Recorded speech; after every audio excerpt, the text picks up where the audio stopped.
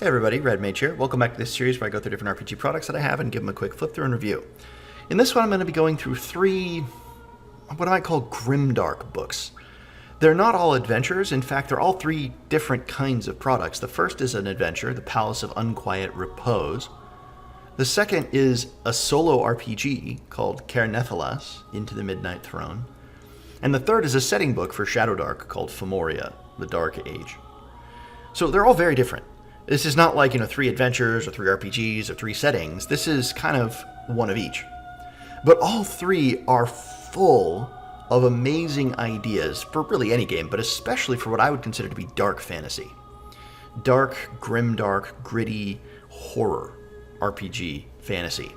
Even though technically this is sort of like Dark Age fantasy, as it's called, it's the Dark Age here. And Ker Nethalas seems more high fantasy, but it has that sort of dark horror tone, and the Palace of Unquiet Repose calls itself a sword and sorcery adventure. I think all three really do fit into the same category of sort of grimdark horror, and the ideas that you can take from all three are just amazing. Now, I'm not a huge grimdark guy. As you guys probably can tell from my channel, I like grimdark to some degree, but I think I dabble in it, and when I go over towards it, I end up moving more towards gothic horror or other things like that. But still, I think I can appreciate a good gothic horror game, or excuse me, a good grimdark game, and some grimdark horror really draws me in. And I think these three are all excellent books in that genre, so if you're interested in that genre, then I would say check these ones out. I'll put links below to where you can get all three. Let's start off with the Palace of Unquiet Repose. I'm not going to go through the whole thing of each of these. This first one is 59 pages, and the other two are quite long. Ker Nethalas is 227 pages, and Formoria is 264, so I can't go through all of them. But I can go through a little bit of each one and just give you guys a sense of what it's like. As I said, this one is an adventure, and it is a really good adventure. It is really creepy, which is why even though the DM and the creator of it, I should say, presents it as sword and sorcery, and there is definitely sword and sorcery stuff going on here. There's kind of low magic. There is certainly like the world that's being said is about sorcerers, and there's gods, and you're kind of in the desert and all these things, and it takes place in a particular setting. Really, I find that to be secondary. Because what you're really looking at is this actual kind of horrific dungeon with really creepy creatures, and the tone of it sort of builds this dread as you go through, which is, I think, quite good. So you get a good introduction here, setting the adventure where you start. You start in the city of Iotha, which is the Pearl of the Desert, which again lends itself to a more sword and sorcery game, but you wouldn't have to if you didn't want to start off in a desert. You could really put this anywhere, but it has to be in sort of this new fissure that's broken open and revealed this place. It's been unearthed, this necropolis, and so the PCs are coming in here, of course, to loot it, most likely. there's some hooks that they're given to find some particular magic items, or they're haunted by these visions, or maybe there's a map that can lead them inside, and there's some other ones here too. And get some rumors right away, which is all pretty good. There's no note about whether they're true or false, which is cool as well. Kind of have to go in on your own there. And then you can get some hirelings. And again, this leans more into the sword and sorcery side of things. Just the descriptions of these hirelings, the fact that you're kind of working with these rather unsavory figures feels much more like sword and sorcery at the beginning. But as you go forward again, you get this much more, I would say you get this darker sense, especially as these stalkers, these dusk stalkers start to attack as you get closer and closer. Things start to get really creepy, and every night it gets worse, or not necessarily worse, but it starts building. So look at, for the first night, one of the stalkers approaches 200 yards from the camp and utters hideous keening shrieks through the night, keeping the party from resting and thus regaining any spells. Clever PCs might elect to plug their ears, which is effective in canceling out the noise, but also means they have only a 30% chance to awaken from any noise during a nighttime assault. That goes all the way to the fourth night, which is no noise. At midnight, prior to the changing of the guard, if the PCs follow a certain routine, one stalker draped in the skin of its kill, if applicable, attacks people on watch with a blood-curdling shriek. So there's these really creepy, like it's wearing the skin of someone that it killed, or a henchman, or a pack animal, or something like that a few nights before. But that's I mean, maybe that falls into lots of different categories, but to me, that seems pretty grim. That seems pretty gruesome, especially if it's a follower that they've hired in town or an NPC that they get to know and this thing attacks them wearing that skin. That's creepy. Super creepy. And again, I think it's ideas like that that this adventure is kind of full of. And it can really add to the tone, right? Because you could play an adventure where a monster is stalking your camp and kills one of your henchmen and then attacks another knight. But to add that little element in is just going to stick with the players, I think. It sticks with me, just reading through it. So you get the description of the place, passed by a sphinx. Once again, you kind of get this sort of deserty feel. But again, you could change that tone if you didn't want to put it in a desert, although I don't think necessarily there's anything wrong with that there. But the adventure here kind of have a sort of introductory dungeon adventure. It's pretty small, but then you make it all the way through the trap section, through into the cavern. And that's where you start to get into the actual, the actual dungeon. It's art like this that makes me feel much more in that grimdark side of things. And you're going to see more of this as it goes on. There's not a ton of art, but there is enough to make it really feel pretty powerfully. Ancient traps are but the first, the most lenient of my guardians. That's such a cool and creepy phrase, right? The fact that the traps, which are probably pretty lethal, and you're going through so many of them to get here, are the most lenient of all of the guardians of this place. See, so it's stuff like this. You see this, things impaled, things flayed, things skinned, these skeletons wandering broken and shattered as you get to the actual dungeon, which there's quite a lot to go through. Here you go. Here's the necropolis itself. And it's a very interesting dungeon. The buildings aren't full scale. And so it's kind of like this minor, smaller city that you're passing through, but the buildings get bigger and bigger as you get closer to the actual dungeon itself, to the necropolis itself, the big pyramid, and then that's full size once you get inside. So it's kind of an interesting, the idea here is the buildings are sized according to the stature their inhabitants had in life. Entire blocks are barely knee high, their inhabitants less than nothing in the eyes of the master. And then domiciles of the nobility are half size, complete with gardens of finely sculpted stone, temples, monuments, and barracks. And then finally you get to the palace, the big thing itself, and that's full size. And the whole city is silent. Calm serenity is interspersed with bestial hatred, mad hunger, and wrecking agony. Really, really crazy. Really, really creepy. And so again, you have this maybe sword and sorcery world, but this particular element, this particular place is going to be very horror focused.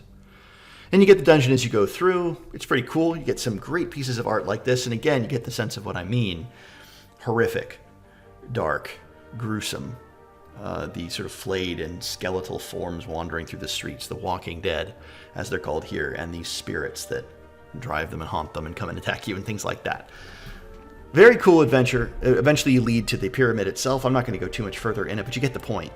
This adventure is dark and gritty and gruesome. There's lots of treasure, lots of cool magic items, and a very good tone if you want that kind of unrelenting horror. There aren't moments of anything but if there are any light moments, they're momentary, and they're like, dark humor rather than anything else. Irony rather than anything like lightness or funny NPCs or things like that. It's not what you're running into in the Palace of Unquiet Repose. It's pretty much unrelenting darkness. But I think it's really good in this category. It's not everybody's taste. I don't think I would ever run this. But if you're going to be going into this dark horror element here, well, I think this works out quite well. The next element, or the next one I wanted to look at, is Ker Nethalas, or Ker Nethalas. I'm not sure how to say it exactly, but Ker Nethalas is how I think I would say it. Into the Midnight Throne. And as I said, this is a solo RPG. Now, I'm not a big solo RPG person. I've played a couple, and I played a little bit. I was planning on getting into Four Against Darkness this summer, but so much has been happening, I just haven't had time to get into it.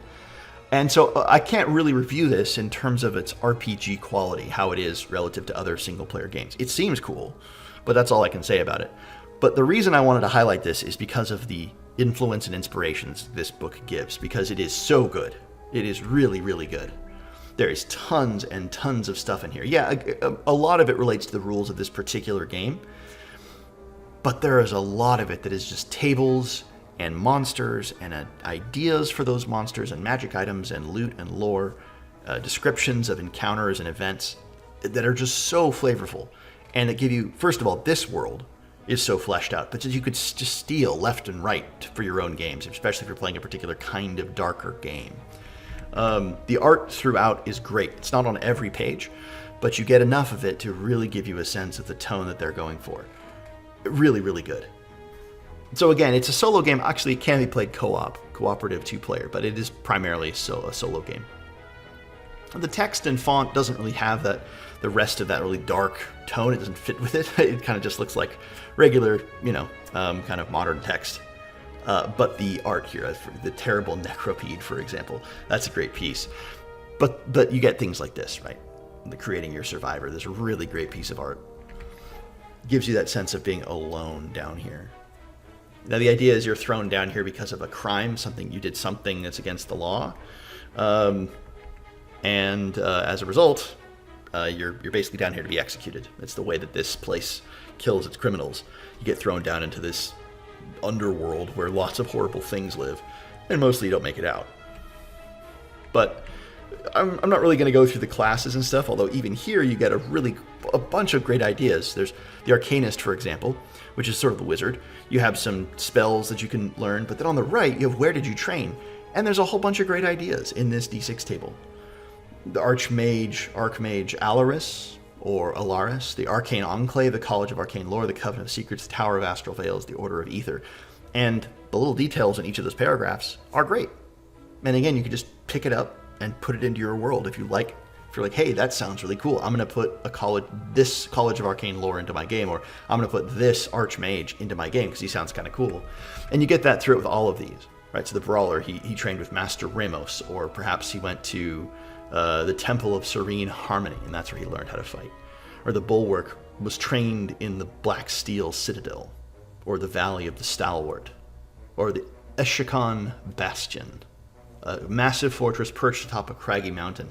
The Eschakan Bastion serves as a training ground for knights and defenders. Its ancient walls echo with the clashing of steel as seasoned warriors teach aspiring fighters the art of heavy armored combat. Trainees learn to maneuver in cumbersome armor, endure head-punishing blows, and develop impeccable defensive skills. So you get a whole bunch of different classes, essentially, for your survivor to be. Again, I'm not going to go through the details of the system and how it works and whether it's fun to play, because I haven't played it, and I'm not the person to look into for solo games. There are lots of people on YouTube, I'm sure, who have played this and who have maybe full Let's Plays of it, and you can go and watch them live plays and things like that. That's a great piece of art. That's a great piece of art. You can modify the difficulty for yourself. That's kind of interesting. I like that. But then as you go forward, you start to get some tables. So these are mechanical tables at first, but then you start to get things like sanity tables, and that's always fun. You start to get later on mapping tables and encounter tables and things like that. And these are really valuable, not just for making your own maps, because you could easily randomly generate a map for your players using this, but using the corridor descriptions as influence, the room descriptions as influence. Lots of tables of room descriptions, event descriptions, lots of tables for that. And again, you could just use these in your own game, pluck these out and use them for your own purposes. I think that'd be great. Jumping ahead to the combat encounters, again, I'm not going to talk about the mechanics, although that's such a great piece of art there. But I wanted to look at some of the monsters that this game gives you, because there are some really cool ideas in the monsters. There isn't a lot of art for the monsters, but the rest of it, the description of these creatures is awesome. And, taking them for your own game is a great idea. So let's look at a couple of them. The Abyssal Vexator. From the darkest depths of the abyssal realms, the Abyssal Vexator emerges as a sadistic and tormenting entity, a malevolent demon specializing in inflicting excruciating pain upon its victims. Its monstrous form is a chilling fusion of ethereal shadows and sinister malevolence, shrouded in an aura of oppressive darkness. The Abyssal Vexator wields an array of ethereal chains that writhe and lash like serpents, each link infused with a cursed enchantment designed to bind and torment its prey.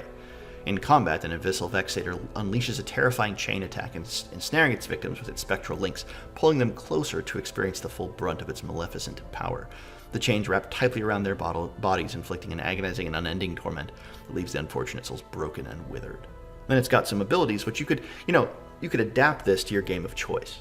If you're not going to play it for this, it wouldn't be that hard to create, for example, a Shadow Dark, stat block using these, or a 5e stat block, or a OSE or a DCC, or whatever game stat block using these abilities here. Let's look at the Amalgam. The Amalgams are grotesque and nightmarish undead constructs, a horrific fusion of multiple corpses and dark magic. There's a couple fusions there. The last one was chilling. This is horrific. These abominations are easy to recognize due to their body swollen and bloated from the sickening union of flesh and decay. Pieces of dismembered limbs and mismatched body parts jut out at odd angles, held together by taut, necrotic sinews that seem on the verge of tearing apart at any moment. The Amalgam's lumbering movements are slow but unyielding, causing the very ground to tremble beneath its immense weight. The scent of death and decay hangs heavily around it, a macabre reminder of its unholy origins.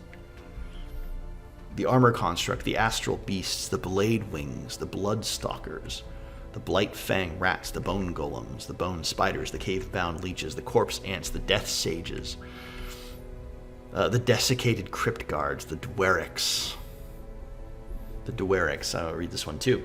The Dwereks looms as a nightmarish humanoid monster, a terrifying amalgamation of grotesque features that towers over most humans. This abomination possesses unnaturally long arms that extend down to its misshapen knees, ending in wickedly clawed hands that can easily ensnare its prey.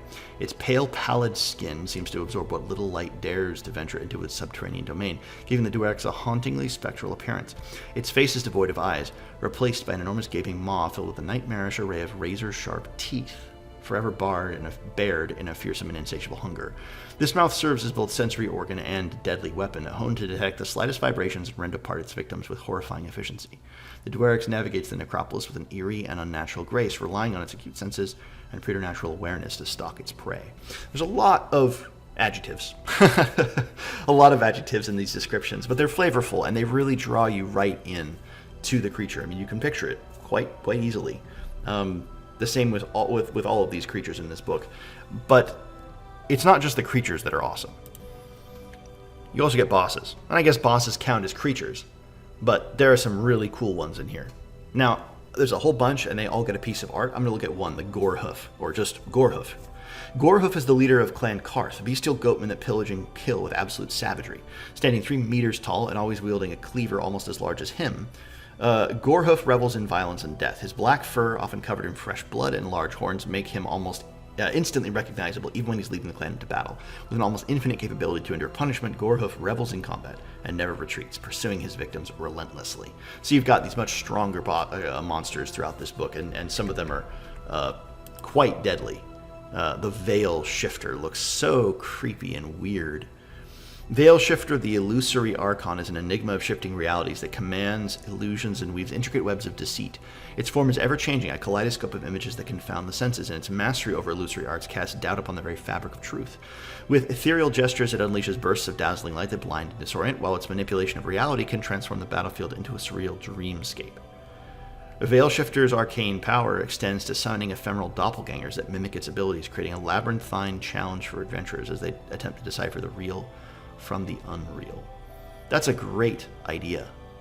Really, really cool and creepy. Which of these things is real? Which of them is him? Which is a real change to the battlefield? Which is an illusion? And it's this weird guy with this bone crown. That's great. Really cool idea. So a whole bunch of stuff like that in this book. And again, I would say just steal it and use it for your own games. The other thing this book has in spades is loot. Tons of really cool ideas here. Fragments of magic items, which is a great idea. That there are these bits of magic items that have some residual magic, but not much. That's really cool. And I think I'm going to steal that, just that very concept for my games moving forward. That you have, they're not like minor magic items. They are full magic items that are broken. They're fragmentary and or small, or bits of ancient things. And sometimes they're just small magic items, but really what they're really, I'm thinking of them as like, a thing that was once much stronger than it is, but it has been, passed from hand to hand so many times. It's been used so much, it's been damaged, and the magic is weakened so much that it really is just a fragment of its former self. Not necessarily in physical form, but in the magical sense. The magic is fragmented. That's really, really, really cool. I like that stuff. I like magic items that are like normal things that have become magical because of how they've been used. And I like magical items that have lost their potency. Not that they are Not that they can be recharged or something like that, although that could be the case, but like just over time it has ceased to be as excellent as it once was. So the players can find something like a legendary sword that has just lost its greatness because of how it's been used and how it's been mistreated and how it's been, ages and centuries and eons since it's been fully powerful. I don't know. I think that's a really cool idea. And maybe the players, want to recharge the sword, right? Maybe they want to bring it back to its former glory, or maybe they can't, and it's just, they have the sword of this old ancient knight, and it's just not as great as it was before it was used in the slaughter of all of these innocent people or something like that, right? And it lost its mojo, sort of thing. Okay, well, I think this is a great book. One last thing I want to cover here are the lore books. Some things you can find down here are these lore books, and the way that they're presented here are just quotes from the books. And you get a sense of what the book would be like. It's so cool. Contemplations on the Tapestry of Realms, 1,000 Years of Glory, The Third Path, The Battle of Kurum, The Midnight Throne, like all of those are the titles of the books, and you just get a fragment of the book. For example, I'm going to read through the Battle of Kurum. That's number 5 there. The Battle of Kurum, a chapter seared into the living memory of the Valorian ascendancy, unfolds in my mind like a visceral painting of heroism and strife. There, on the rain-soaked battleground, our shadow steel-clad warriors clashed with the invading Asthreni horde, an unwavering bulwark against encroaching chaos. The obsidian veil, like spectral raids, cut through enemy ranks, their blades weaving a symphony of death. In that tempest of combat, the Inquisitor's incantations shook the very ground, their necromantic might turning the tide. Victory was earned through blood and valor, etching a testament to our empire's unyielding spirit and the triumph of the Valorian ascendancy against the relentless storm. I love that. It gives you a very good picture of a lot of different things. The battle itself, the author, the way that the empire clearly thinks about itself, because this is pretty much propaganda, right? The way that it thinks about itself. And it immediately poses some questions. Was this battle like it was? Is this true, or is this just propaganda? Is this the way that everybody thinks of the Obsidian Veil? They seem pretty creepy. The fact that you, as a player, are a victim of this empire, having been thrown down into the as a criminal, means you're not necessarily going to be super happy about them. So having that disconnect is kind of cool in this particular world. But again, this is just the sort of stuff you take, you steal the ideas that you like. So I highly recommend you guys check out this book. It's really cool. Ker Nethalas, Into the Midnight Throne. I'll put a link below if we can get it. Last but not least, we have Formoria, the Dark Age, which is, again, it's a setting designed for Shadowdark, and it's a full setting, and I'm very impressed by how full this setting is. So the touchstone says something like 4th century Western Europe, like really height of the Dark Ages. So that's pre-fall of the Western Roman Empire, right? Western Roman Empire fell around 470, something like that.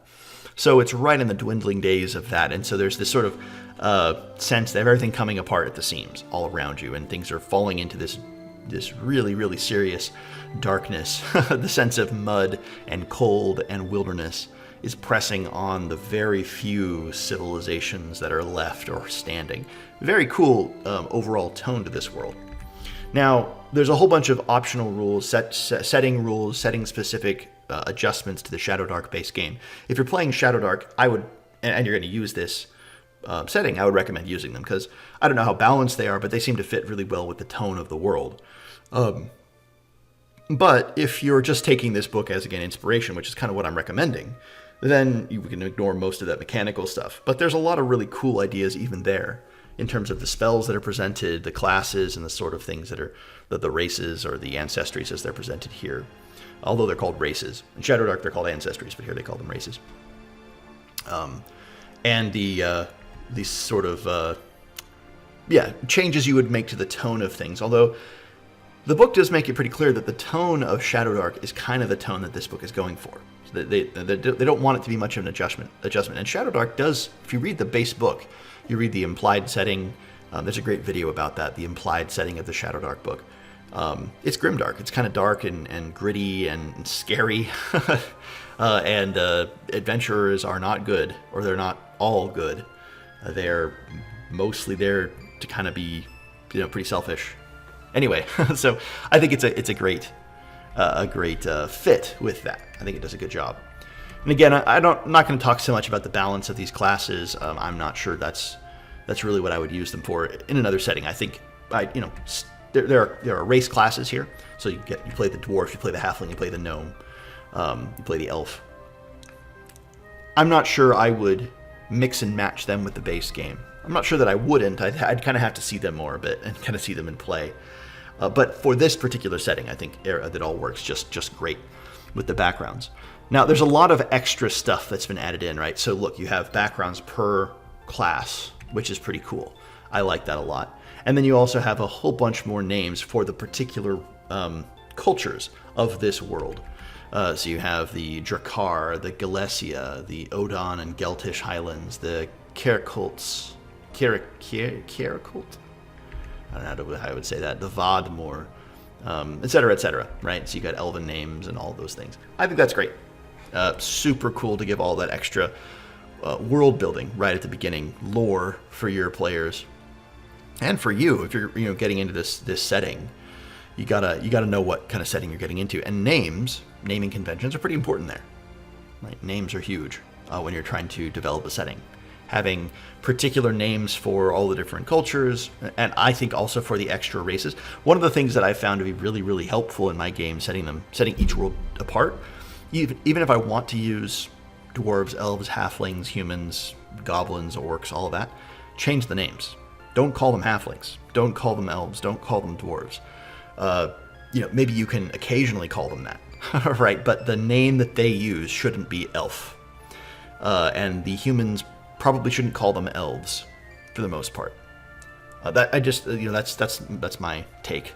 I like games like, again, Dolmenwood, where there are elves, but they're like fairy elves. They're elves properly, elves, as Tolkien would have made the distinction, elves with an F instead of a V.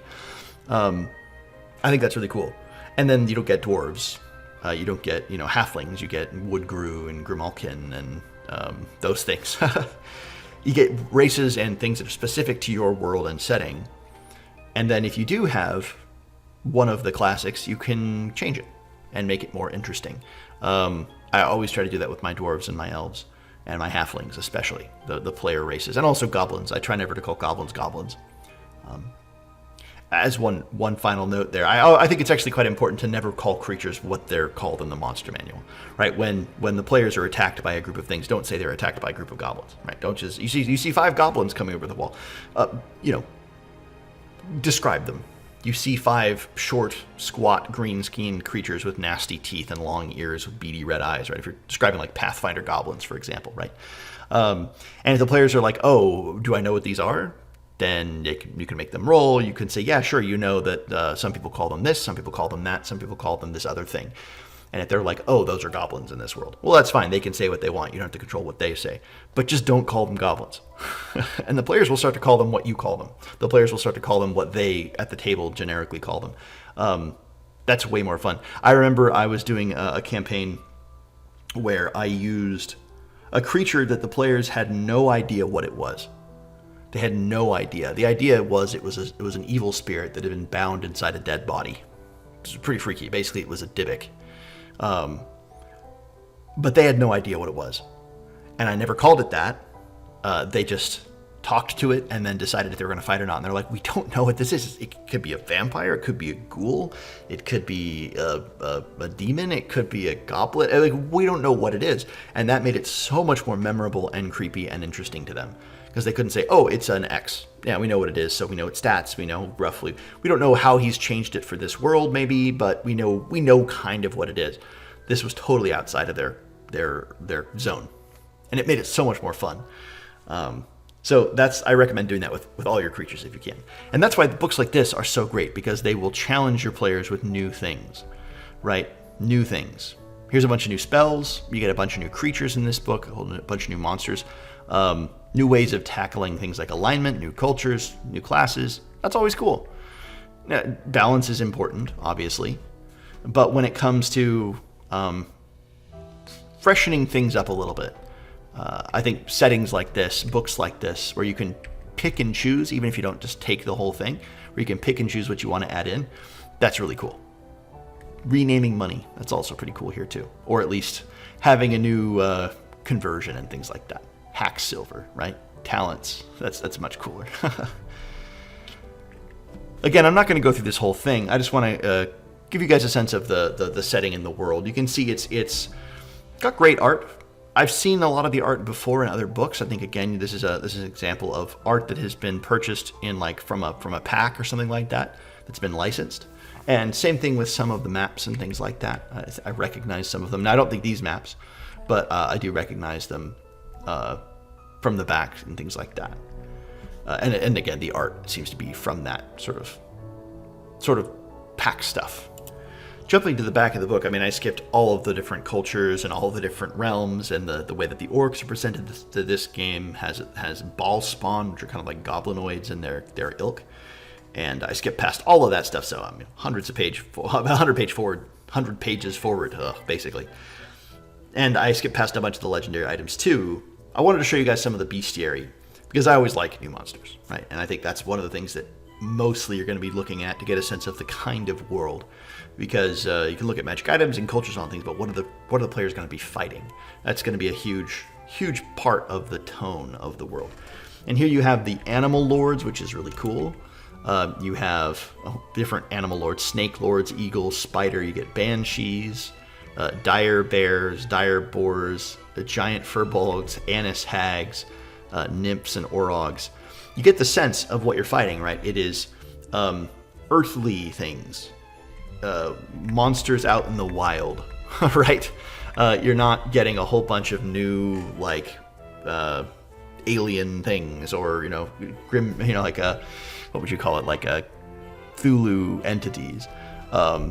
You're dealing with grim and gritty.